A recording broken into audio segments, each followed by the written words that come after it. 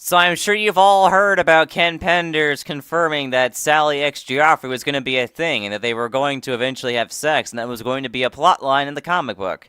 Well, there's a lot of truth to some of what people are saying and a lot of lies, and I wanted to sort of talk about what Ken Penders is saying and see whether or not the claims of him being a pedophile are actually, like, I don't know, true.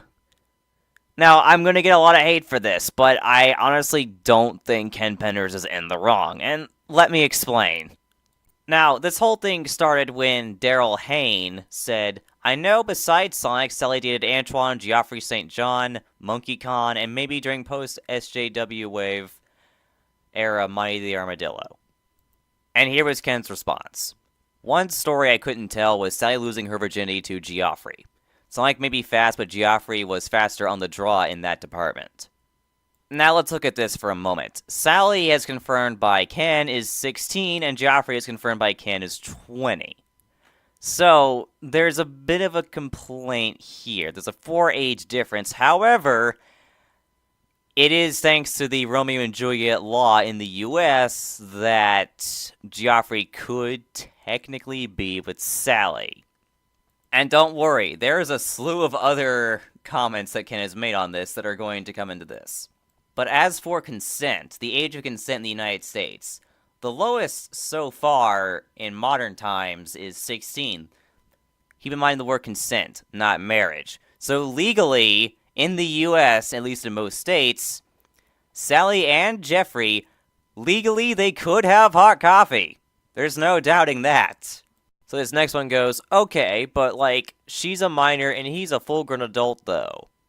Ken's response is, there are states here in the US where a 13-year-old can marry someone in their 40s. As repugnant as that reality is, Sally was 16 to Geoffrey's 20, so I don't see a problem given the relationship in royal history. Now keep in mind the word repugnant. Ken isn't even supporting that, and yes, in West Virginia, you can actually marry someone from the day you're born until you're 18, as long as you have your parents' consent. So, an infant could legally marry an old man. They just can't have sex until they're about 16. I mean, 16 isn't exactly what one would consider a minor, especially in the US, where in most states they're allowed to consent to having hot coffee. So, that argument's gonna fall flat on its ass, too. And Ken's reasoning for something like that actually happening was because of the fact that originally, according to him at least, the comic was aimed more so at teenagers, less so at children, although they were kind of jumping between the two, and they decided that children would be the minimum demographic that they would go for because it would be able to sell more copies. And that's ultimately why the plot point of Sally getting into Geoffrey's pants never happened. And that's just according to Ken. I haven't dug much deeper into that part, so if there's anything else I'm missing, then I apologize. And if you've read the Princess Sally miniseries, you can kind of see Sally and Geoffrey kind of getting together because Geoffrey does show a little bit of affection towards Sally. Then again, he is also a bit of a womanizer, so I can kind of see those two getting together at one point, at least after the Sally miniseries. It's not something big, but it was like a minor point anyways. Where people are getting the idea that Ken was going to draw a sex scene between Sally and Geoffrey, I don't know. I don't know where that's coming from. I mean, it would have made more sense if Sally got together with Geoffrey than Sally getting together with Nicole, but, I mean, I digress. And since I know the comparisons are going to come up anyways, I might as well bring them up right now. But you all remember my talking about Tyrant Rapist Knuckles, right?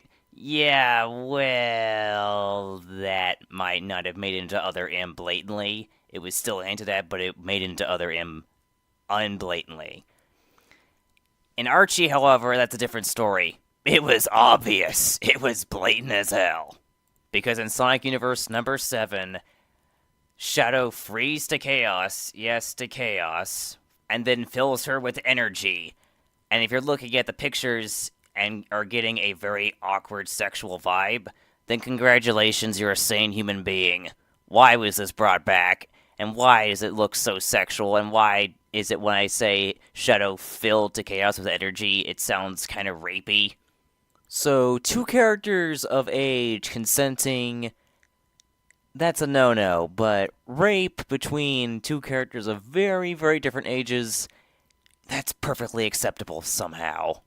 So, at the end of the day, what Ken Penders said is bizarre, but it doesn't make him a pedophile. I mean, I could basically say, oh, Ian Flynn's a rapist because he wrote into the comic rape scene between Shadow and Takal, technically. It's not true, you know it's not true, so why claim he's a rapist? It's bullshit.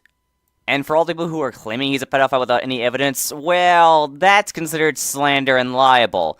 And guess what? With slander and libel, you say something bullshit that could ruin someone's life, they could sue you for every penny you're worth, or you could go to jail. Although at the very least, you'll probably find love if you end up going to jail, but that's beside the point. You don't want to go to jail. And that same kind of stuff be used against you guys. I mean, I know some of you guys probably support Amy and Sonic, which is something that Jesse Pajamas brought up in his video on this. But, yeah, I mean, that could be used against you, some of you guys. You guys could potentially go to jail for that if you guys are considering the ludicrous standards that we're following here. So at the end of the day, is Ken Penders a pedophile? No. And again, that would be like me calling Ian a pedophile because he likes Son Amy. There's nothing to prove that he's a pedophile because he likes Sonic and Amy to be together. And claiming so based on something like that is just bullshit. I'm sorry.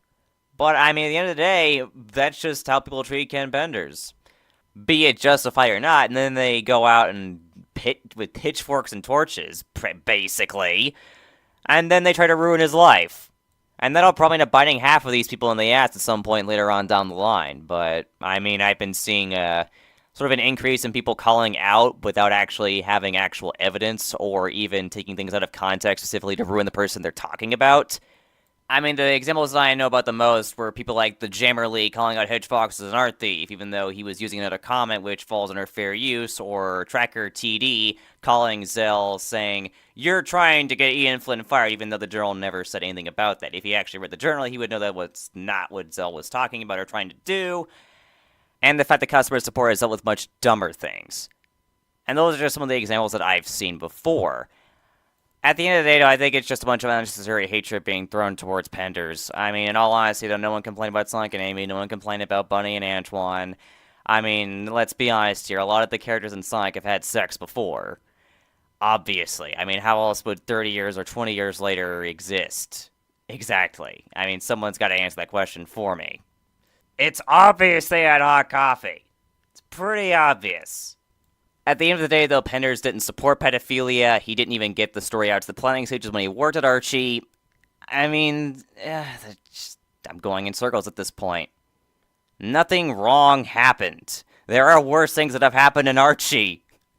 Why are we complaining about a storyline that didn't happen and was never canonized to begin with? I mean, come on, we already have Titan Tales, a blatantly forced, poorly written lesbian relationship, and tyrant rapist Shadow. I mean, there's honestly way worse things that have happened at Archie that are actually a lot creepier. I'm just saying. I'll say this, though. The funniest thing to come out of this was the fact that Ken Penders called Gamer Guide a dumbass. That was totally worth it.